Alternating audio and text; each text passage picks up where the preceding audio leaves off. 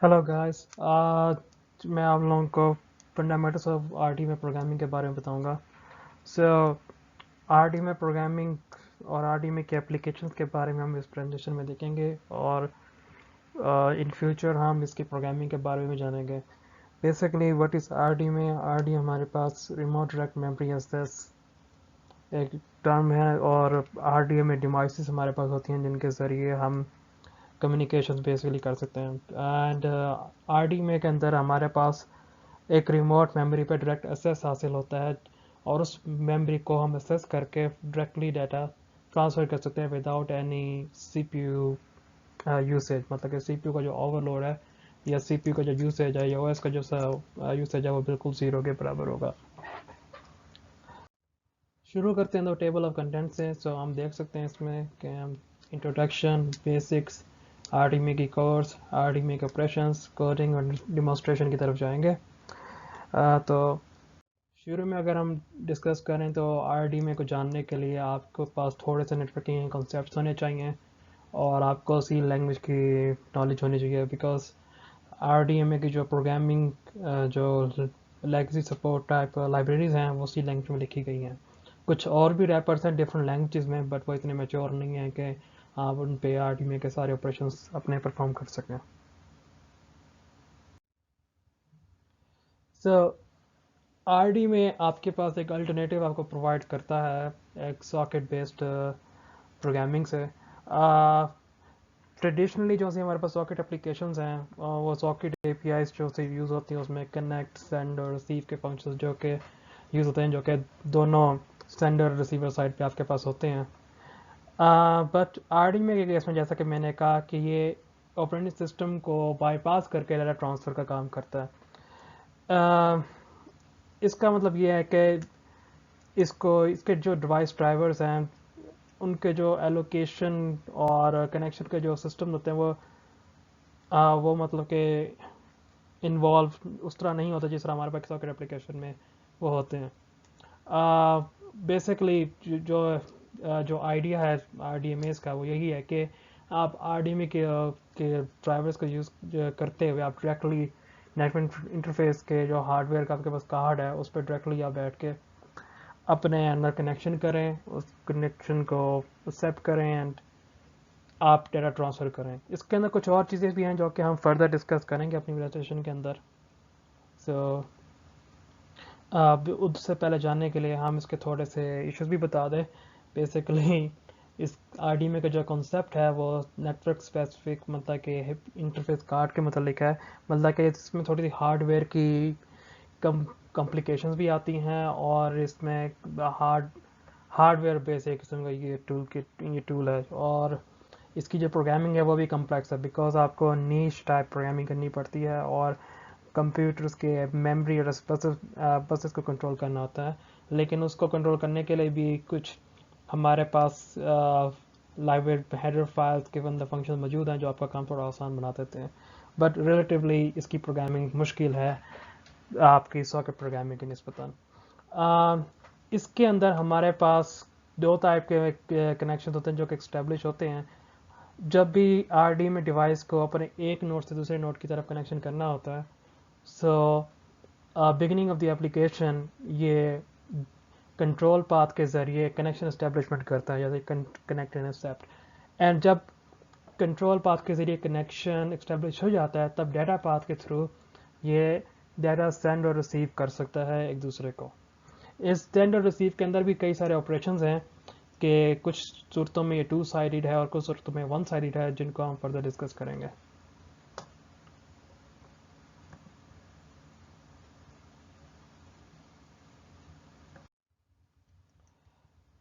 So basically अगर हम शुरू में चलें तो हमें देखने को मिलता है कि आर डी एम हमारे पास one sided communication sender receiver की तरफ होती है। मतलब कि सेंडर एक तरफ अपना प्रोग्राम भेजता है और दूसरी साइड पे वो रिसीव भी कर सकता है but it's always one sided. Second thing is memory zero copy जो कि सेंडर रिसीवर और रिसीवर सेंडर की तरफ भी होता है। इसके अगर कम्युनिकेशन मॉडल को जानने की कोशिश करें सो बेसिकली ये कहना ये चाह रहा है कि आपकी वन साइड कम्युनिकेशन के अंदर जो रिसीवर है वो किसी किस्म की कोई पार्टिसिपेशन नहीं करता। और इसी तरह सेंडर के केस में भी होता है, अगर आप सेंडर के केस के ऊपर भी कर रहे हैं तो जो कम्युनिकेशन है आपकी वो सेंडर टू रिसीवर या रिसीवर टू सेंडर उस तरह नहीं है कि टू साइडेड नहीं होगी। तो वन साइड पे एक ऑपरेशन परफॉर्म होगा और सेंडर या रिसीवर अपना सुनोस के मोड में होगा, मीन्स के एक एम्प्टी स्टेट में होगा। और चीज़ हमारे पास है ना जो हमें टिपिकली देखने को मिलती है वो है ज़ीरो कॉपी। तो ज़ीरो कॉपी क्या है? तो बेसिकली होता ये है कि जब आप आरडी में जब आप टिपिकल फाइल ट्रांसफर कर रहे होते हैं तो उसके अंदर हमारे पास बफर कॉपी भी होता है। सो उसके अंदर होता ये है कि आपके बहुत साइडों के एप्लीकेशन के ऊपर है ना डेटा ब्रोक डाउन होके दोनों मतलब कि कॉपी होता है आपके कंप्यूटर पे, मतलब कि अगर आप लार्ज फाइल सेंड कर रहे हो और फिर वही कॉपी डाटा आप दूसरी नोट की तरफ सेंड कर रहे हैं। बट ज़ीरो कॉपी का केस में ज़रा सिस्टम डिफरेंट है। इसमें होता ये है कि है ना ये बहुत कम कॉपीज़ बनाने की कोशिश करता है और है ना इसका इंटेंट यही होता है कि ये डायरेक्ट फाइल ट्रांसफ़र करे। और जब भी मतलब कि सेंडर को है ना कोई लार्ज फाइल भेजनी होती है तो सेंडर रिसीवर को अपना जो सा ऑपरेशन है वो बताता है, मीन्स को इंटेंट अपना इन्फॉर्म करता है कि मैं एक फ़ाइल सेंड करना चाह रहा हूँ। और जब रिसीवर रिस्पॉन्ड करता है कि यार ठीक है फ़ाइल एक्सेप्ट कर लो, इन दैट केस ये अपनी फ़ाइल एक्सेप्ट करता है। और जब ये फ़ाइल एक्सेप्ट करता है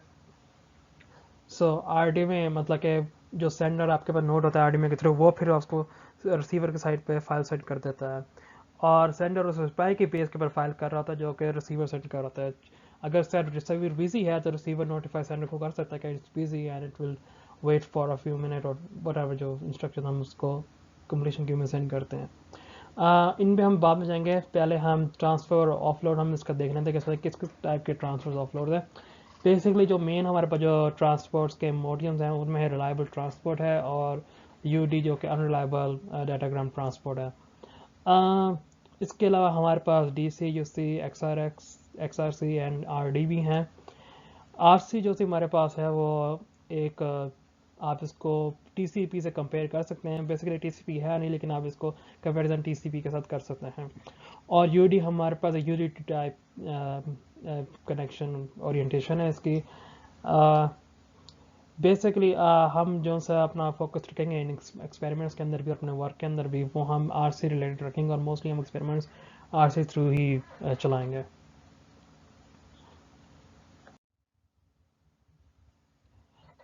अगर हम कोर आर डी में की बात करें तो कोर आर डी में कहते हैं हमारे पास वर्ब्स ए पी आई है जो कि कंट्रोल पाथ और डेटा पाथ का हमारे पास फंक्शनलिटी हमें प्रोवाइड करती है। हमारे पास लिब आई वर्ब भी हैं जो कि हमारे पास लाइब्रेरी है आर डी में एप्लीकेशंस के लिए। सो कंट्रोल पाथ के अंदर हम अपने कुछ ऑपरेशन परफॉर्म कर सकते हैं। बेसिकली अगर हमने एक कंट्रोल पाथ क्रिएट करना हो या इवेंट्स क्रिएट करने हो या उन इवेंट्स को डिस्ट्रॉय करना हो तो हम कंट्रोल पाथ के थ्रू करते हैं। जबकि डेटा पाथ हमारे पास आफ्टर कंट्रोल पाथ जो से हमारे सेंडिंग के या सेंडिंग के बाद के जो ऑपरेशन हैं या फिर जहाँ से हमारे पास कंप्लीशन क्यू का है जो कि डाटा रिसीव होने के बाद एक कंप्लीशन क्यू क्रिएट होती है तो ये उसके इवेंट्स हैंडल करता है। आईडी में जो एप्लीकेशन है और उसकी जो वर्ब्स एपीआई है वो सेंड रिसीव और क्यू पे और जो इनिशियलाइजेशन होती है वो लिब आई वर्ड्स के थ्रू होती है। और ये लिब आई वर्ड्स हमारे पास एक कर्नल वर्ड्स भी हम इनको कह सकते हैं जो कि ऑपरेटिंग सिस्टम के ऊपर है ना एक किस्म का कर्नल के ऊपर रिलाई कर रही होती है। इसके अलावा जो सी हमारे पास लिब आई वर्ड्स है हम उसको यूजर स्पेस लाइब्रेरी भी कह सकते हैं। और जो कि आर डी में के गोइंग ऑपरेशन होते हैं मतलब कि उनको हैंडल कर रहा होता है। इस एप्लीकेशन के अंदर या इस हम जो से हमारे पास डायग्राम हमारे पास जो सी प्रेजेंटेशन है इसके अंदर फोकस रखेंगे अपना यूजर स्पेस और यूजर लेवल और लिब आई वर्ड्स के अंदर ज़्यादातर। सो वर्ब्स ऑब्जेक्ट्स अगर हम इन पे जाएं तो हमारे पास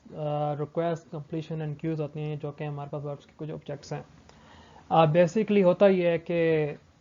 हर वर्क रिक्वेस्ट के अंदर हमारे पास मतलब कि जब भी हमने कोई चीज़ क्रिएट करनी होती है हम वर्क रिक्वेस्ट क्रिएट करते हैं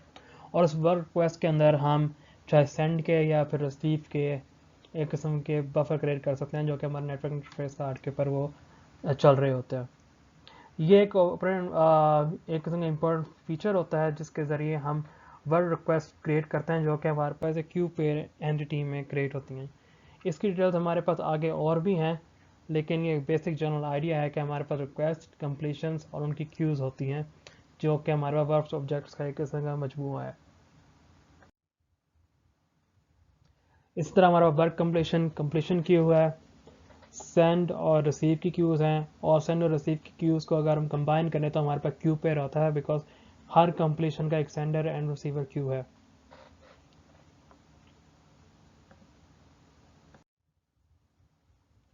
इसी तरह हमारे पास डाटा पाथ फ्लो है जो कि हमारे पास एक सॉफ्टवेयर लेवल का हमारे पास यूसेज है, जिसके अंदर हमारे पास वर्क रिक्वेस्ट हैं, वर्क कंप्लीशन हैं, उसका लाइब्रेरी लेवल है और क्यू पेयर्स भी शामिल है।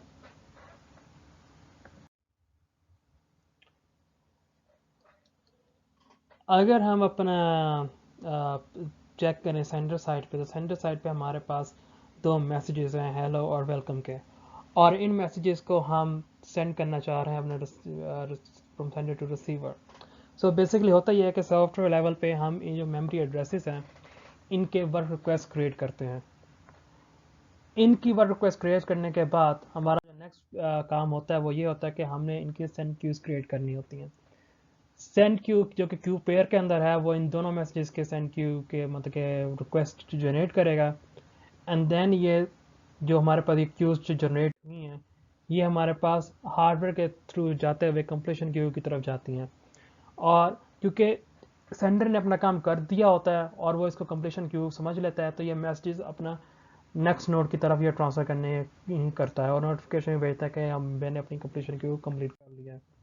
नेक्स्ट थिंग होती है कि जब ये मैसेज चला जाता है तो इसका जो स्टेटस है वो हमारे पास कंप्लीशन क्यू में आ जाता है, और जो वर्क कंप्लीशन है वो हमारे पास फिल हो जाती है। और ये इसी तरह होता है कि ये नेटवर्क इंटरफेस कार्ड से होते हुए जिसकी कंप्लीशन है आफ्टर सेंडिंग, वो एक सॉफ्टवेयर यानी कि हमारे पास एक किस्म का हैश टेबल कह लें, उसके अंदर ये स्टेटस जो है इसको सेव होता है।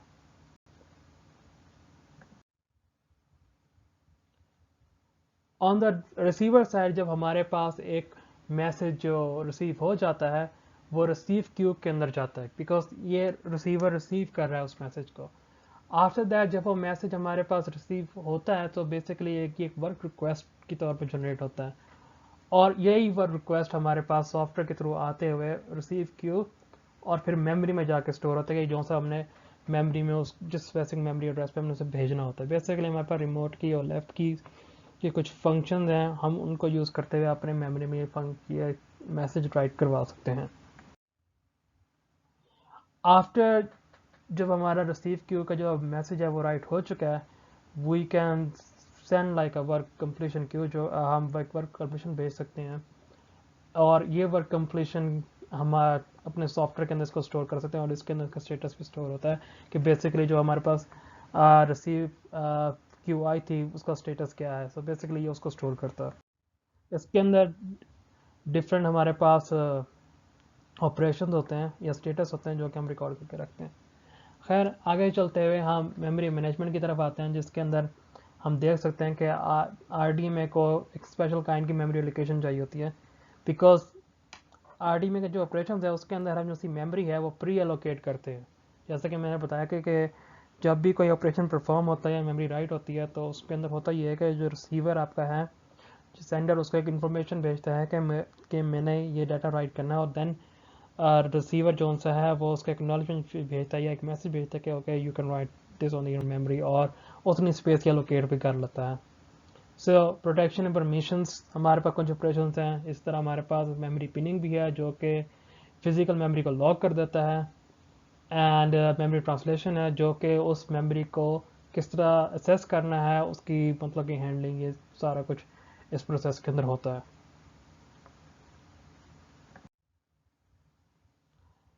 आगे हम चलते हैं तो आरडीएम ऑपरेशंस की तरफ। सो अगर हम आरडीएम ऑपरेशंस में देखें तो हमारे पास send request, receive request and completion queues की बात आती है। सेंड रिक्वेस्ट के अंदर हम देख सकते हैं कि जो से हमारे पास सेंड ऑपरेशन है ये जो सा है मतलब रिसीवर जो सा है हमारे पास वो सबसे पहले एक सेंड ऑपरेशन रिसीव करता है, एंड जो सा रिसीवर है जो सा वो इस वर्क रिक्वेस्ट को को रिसीव करता है, इसको प्रोसेस करता है, और जैसे बफर है उसको मतलब कि जो इसकी मेमोरी है वो एलोकेट करता है अपनी मेमोरी के अंदर कि उस साइज़ का बफर की मेमोरी मैंने एलोकेट करनी है। जैसे ही डाटा जो सेंडर साइड पे रिसीव हो जाता है मतलब कि तैयार हो जाता है, सो ये जो सेंडर है ये वर्क रिक्वेस्ट जनरेट करता है, और ये जो डाटा है ये मतलब कि थ्रू वायर जिस तरह भी कनेक्टिविटी आरडी में की चल रही है उसके थ्रू ये फ़ौरन डाटा रिसीवर पे भेज दिया जाता है। जैसे ही रिसीवर ये डाटा रिसीव कर लेता है, रिसीवर ये सारे मतलब कि इसकी डाटा रिसीव होने के बाद इसकी जो एक्नॉलेजमेंट है वो वापस रिसीव सेंडर को भेज देता है कि ये जो आपने मेमोरी ब्लॉक मुझे भेजा था मैंने अपने पास रख लिया है और the data has like arrived. So basically ये एक ऑपरेशन एक्नॉलेजमेंट और इसका चल रहा होता है जो कि आरसी मीन्स के मन पर जो से रिलायबल ट्रांसपोर्ट मीडियम है ये उसके अंदर मोस्टली हमें देखने को मिलता है। अगर हम सेंड ऑपरेशन को ज़रा और गौर से देखें तो बेसिकली जो हमारे पास वर्क रिक्वेस्ट जनरेट हो रही है हम उसको सेंड क्यू के ज़रिए अपने नेटवर्क जो इंटरफेस कार्ड है वो हार्डवेयर के थ्रू उसको सेंड करता है टू आवर रिसीवर। जैसे ही मतलब कि उसका जो सा हार्डवेयर है उसको प्रोसेस उस वर्क रिक्वेस्ट को प्रोसेस कर लेता है तो वो उसे कंप्लीशन क्यू के अंदर डाल देता है, बिकॉज वो कंप्लीशन क्यू अपने पास रिकॉर्ड रखती है कि जो सी मैंने वर्क रिक्वेस्ट भेजी थी उसकी क्या स्टेटस है, और वो फिर स्टेटस आपके पास एक सॉफ्टवेयर लेवल पे वर्क कंप्लीशन की एक हैश टेबल या स्टैक के अंदर वो स्टोर हो जाती है।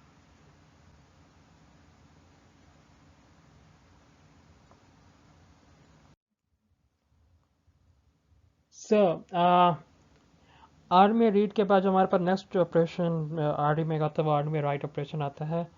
जो कि हमारे पास ऑल्सो एक वन साइड ऑपरेशन है।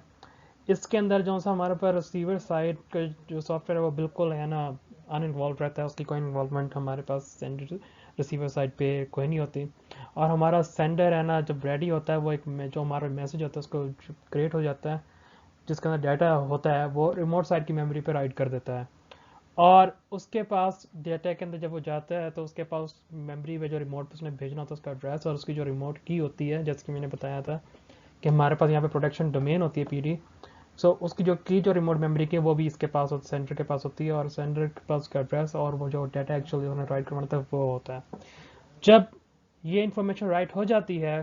तो इसकी जो एक्नॉलेजमेंट है वो कंप्लीशन क्यू के जो सेंस है एक्नॉलेजमेंट है वो कंप्लीशन क्यू को पहुंच जाती है, और उसको वो फिर आगे अपने कंप्लीशन क्यू के ज़रिए अपने सॉफ्टवेयर के जो हीप हमारे पास हैश टेबल है उसके अंदर रिकॉर्ड कर लेता है।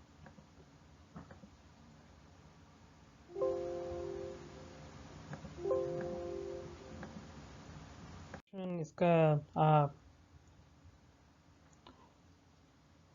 जो मैं शुरू करता हूँ, जो हमारे पास जो थर्ड टाइप का जो आर्मी का जो हमारे पास ऑपरेशन है वो रीड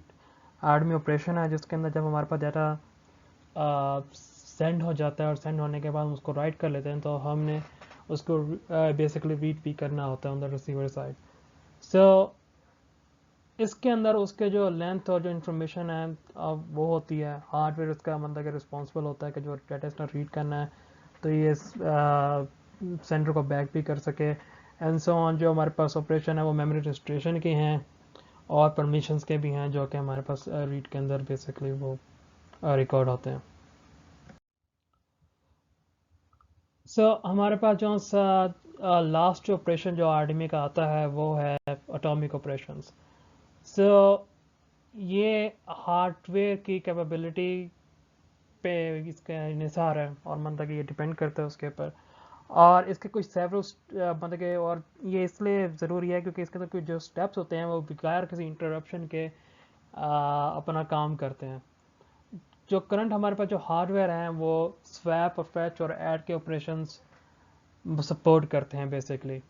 एटॉमिक ऑपरेशंस क्या हैं और उनकी ज़रूरत हमें क्या है, तो इसकी मिसाल ऐसे ही है कि आप एक सूप बना रहे हैं और जो हमारे पास दो दोस्त हैं। जो आपका पहला दोस्त है वो जो सूप बना रहा है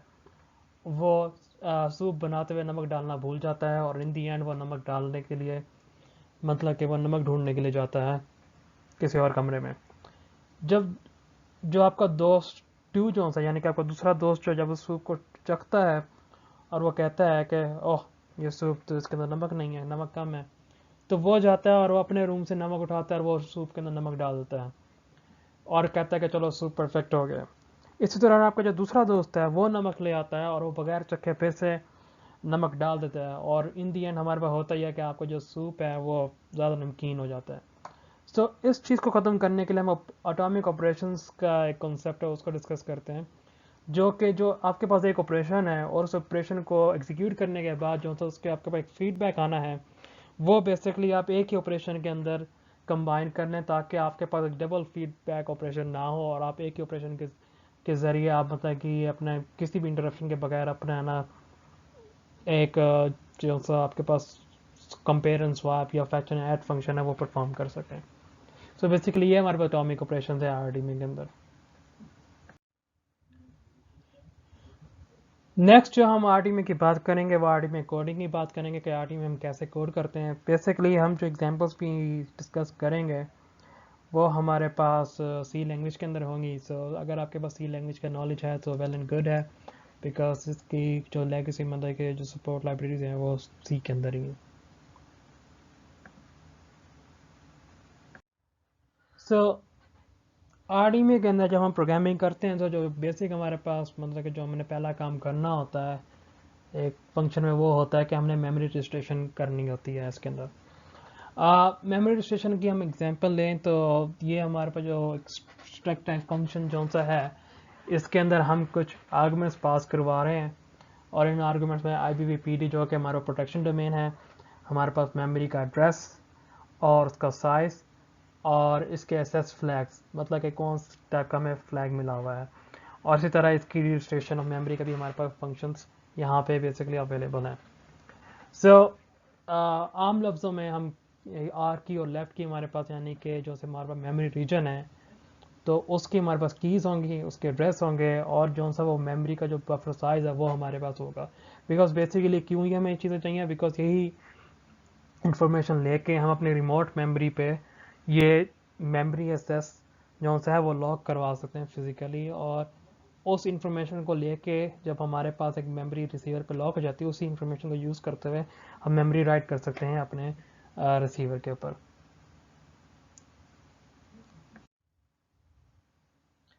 सो अब नेक्स्ट ऑपरेशन जो हम जो प्रोग्रामिंग का इंटरफेस देखें उसके अंदर ये है कि आरडीएमए सेंड रिक्वेस्ट कैसे होती हैं। सो वही बात कि हम पहले एक बार रिक्वेस्ट क्रिएट करेंगे, उसको हम सेंड क्यू में भेजेंगे और जो सा हमारे पास जो बफर होगा मतलब कि मेमोरी का मतलब कि जिस तरह हमने जिसको लॉक किया उसको असेस ना करें बेसिकली बिफोर कंप्लीशन। सो हमारे पास एक स्कैटर गेटर एंट्रीज होती हैं जिसके हम बात करते हैं, जो कि हमारे पास मेमोरी बफर होते हैं उस रजिस्टर मेमोरी के,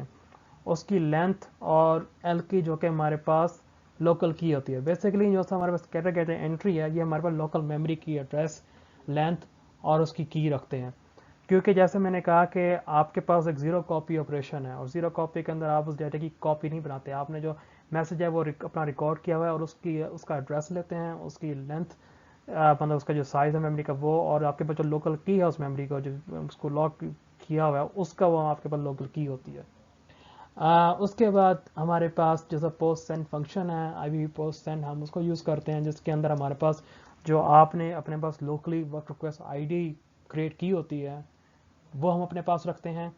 जो आपके पास IPv सेंड वर्क रिक्वेस्ट है, अगर आपके पास एक काफ़ी सारी मल्टीपल वर्क रिक्वेस्ट हैं तो जो नेक्स्ट जो रिक्वेस्ट है उसका आपके पास पॉइंटर होगा। आपके पास कैरेक्टर गैदर की एक लिस्ट होगी जो से आपने मतलब कि मेमोरी एड्रेसेस की लोकेशंस ली हुई हैं, और आपके पास number of character gather entries हैं, आपके पास फ्लैग्स हैं और आपके पास ओप कोड्स हैं। सो अगर हम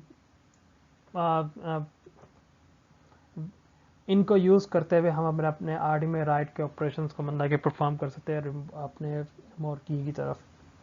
सो आगे बढ़ते हुए हम थोड़ा सा और उसकी डिटेल में जाएंगे। सो हमारे पास यहाँ पे आरडीएमए रिसीव रिक्वेस्ट है कि आरडीएमए का मैसेज हमने अपने रिसीवर साइड पर रिसीव कैसे करना है। सो उसके लिए ज़ाहिर लाजमी बात है कि आप जो सा बफर है वो लोकेट करें अपने एंड पे। उसके लिए आप जैसे रिसीव की जैसे वर्क रिक्वेस्ट है उसको जनरेट करें, जैसे कि हमने पिछली डायग्राम की आपको एक्सप्लेन किया था। और हमारे पास जैसे रिसीव वर्क रिक्वेस्ट है, उसको जो स्ट्रक है उसके अंदर हम उसके अंदर work request ID, receive work request की अगर कोई लिस्ट है वो स्कैटर कैरेक्टर लिस्ट, और number of elements in the scatter character list हमारे पास वो होते हैं, और इनको बेसिकली यूज़ करते हैं हम अपनी वर्क रिक्वेस्ट को प्रोसेस कर सकते हैं। नेक्स्ट हमारे पास जो सा मतलब कि वर्क कंप्लीशन होती है वो यही है कि जो से हमारे पास क्यूज़ चाहे सेंडर की हैं या फिर रिसीव क्यूज़ हैं, उनको जब प्रोसेस ख़त्म हो जाता है तो हमने उनको कंप्लीशन क्यूज़ की तरफ भेजना होता है, जो कि हमारे पास बेसिकली रिक्वेस्ट कंप्लीशन की तरफ करते हैं। हार्डवेयर जब अपना ऑपरेशन वर्क रिक्वेस्ट का कंप्लीट कर देता है, सो ये जो कंप्लीशन क्यू है ये मतलब कि अपना प्रोसेस ख़त्म करने के बाद ये वहाँ पे कंप्लीशन क्यू पर रिकॉर्ड हो जाती है, और उस कंप्लीशन क्यू को हम पोल कर सकते हैं, जिसके अंदर हमारे पास कंप्लीशन क्यू का एक स्ट्रक है, नंबर ऑफ एंट्रीज हैं, और IVWC यानी कि जो से हमारे पास इन्फिनिटी बैंड मतलब कि वर्क रिक्वेस्ट जो हमारे पास जनरेट हुई है या उसका रिकॉर्ड ये अपने पास रखता है। इस कंप्लीशन क्यू के जैसे कि हमने वहाँ पे भी देखा था, अपना डायग्राम्स के अंदर भी देखा था आर्किटेक्चर में, कि इसके कुछ स्टेटसेस हैं,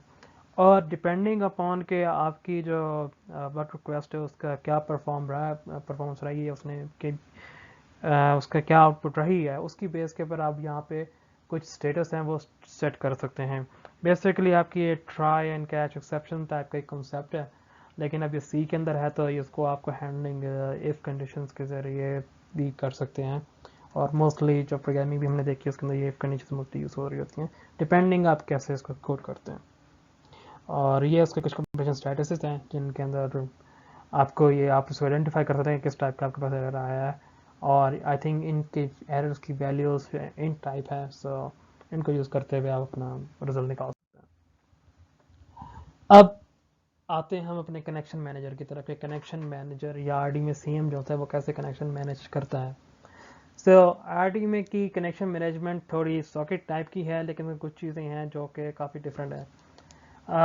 हमारे पास RD में कनेक्ट और एक्सेप्ट और बाइंड एड्रेस और लिसन के ऑपरेशन हैं जो कि हम सर्वर और क्लाइंट के ऊपर कर रहे होते हैं, और इसी तरह हमारे पास कुछ वर्क स्पेसिफिक ऑपरेशन हैं, जैसे कि RDB के कुछ जो डाटा सेंडिंग के ऑपरेशन है वो डिफरेंट है हमारे टिपिकल TCP कनेक्शन रिक्वेस्ट से। सो इसके अंदर हमारे पास एक क्यू पेयर होता है और उससे कम्युनिकेशन मैनेजमेंट होते हैं जिसको हम कम्युनिकेशन मैनेजर के ID कहते हैं, और इसी तरह हमारे पास पोस्ट सेंड के कॉपरेशन है जिसके अंदर जो हमारे पास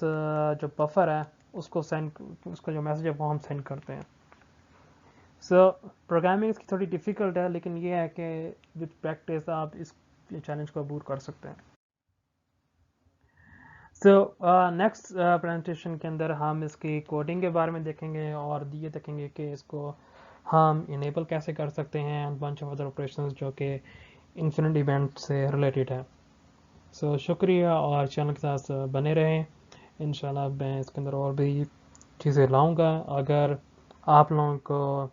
कोई भी फीडबैक देना हो तो ज़रूर दें। अगर कोई प्रेजेंटेशन में मसला हो तो वो भी ज़रूर मेंशन कीजिएगा, ताकि मैं अपने आप को इम्प्रूव कर सकूं, और RDMA की मज़ीद डिटेल और क्लियर मतलब कि और ज़्यादा डिटेल में आपको इन्फॉर्मेशन दे सकूं, और वो भी क्लियर वॉइस में। शायद पहला मेरा ये एक प्रेजेंटेशन है जो कि मैं रिकॉर्ड करके दे रहा हूँ। इंशाल्लाह आगे जाके इसमें और भी लाइन कर मैं कोशिश करूँगा कि मैं इसे उर्दू में ही दूँ, उर्दू हिंदी में, ताकि हमारी जो साउथ एशियन कम्युनिटी है वो इसको अंडरस्टैंड कर सके। शुक्रिया।